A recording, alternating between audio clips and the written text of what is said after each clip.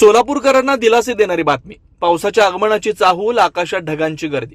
गेल्या अनेक दिवसांपासून प्रचंड उष्णतेनं हैराण झालेल्या सोलापूरकरांना अखेर दिलासा मिळण्याची चिन्ह दिसू लागलेत. सोमवारी सकाळपासूनच शहराच्या आकाशात काळ्या ढगांची गर्दी पाहायला मिळाली.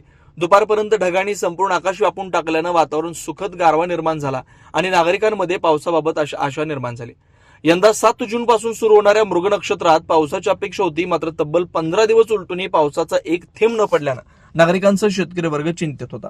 वाढत्या तापमानामुळे अंगाची अक्षरशः लाही होत असून उकाड्यानं जनजीवन त्रस्त झालंय. दरम्यान सोमवारी दिसून आलेले ढगांचे थवे आणि वातावरणातील बदल पाहता वरुण राजाच्या आगमनाची चाहूल स्पष्टपणे जाणवते. हवामानातील बदलामुळे येत्या 2 ते 3 दिवसात सोलापूर शहर व परिसरातील पावसाची हजेरी लागण्याची शक्यता व्यक्त केली जाते. पावसाच्या प्रतीक्षेत असलेल्या सोलापूरकरांसाठी आनंदाची बाब ठरते. शेतकरी आकाशाकडे आशेने नजर लावून बसलेत.